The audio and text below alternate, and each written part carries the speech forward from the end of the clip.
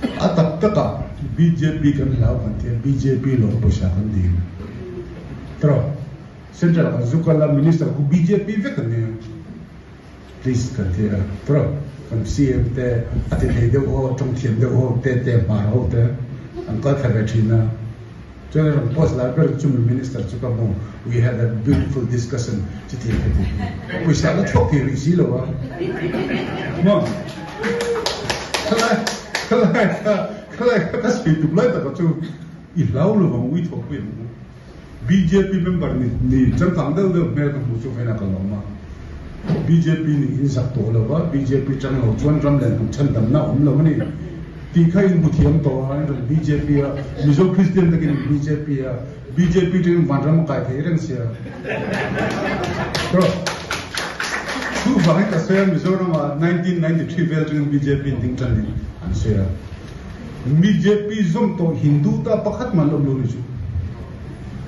BJP zom ma ma tempula darawat re chel chin kan lo re tu bangin tik ka se vote ni Hindu ka zom ve mo don tela si sei ka na pa nya kung som ni Hindu ni go entin nge ni am tro pavala ne ve la ba conference ni ve don la ba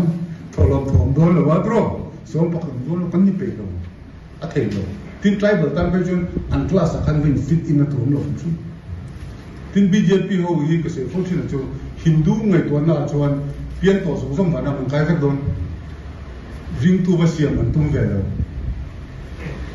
mission ji lo ni ve lo mo ka ni chu la ni so krista chandam tu pom lo chon ni di la ka do na akhomai tha em kan te kan thil ve la ke ni lo fel zo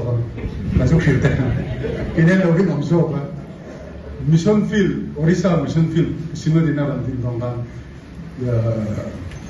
Nalco National Aluminium Company ho ka lo host during ka request and host ta so ka se chu Orissa Mission rin siete an nem siete polite siete ku enge kan su khinte le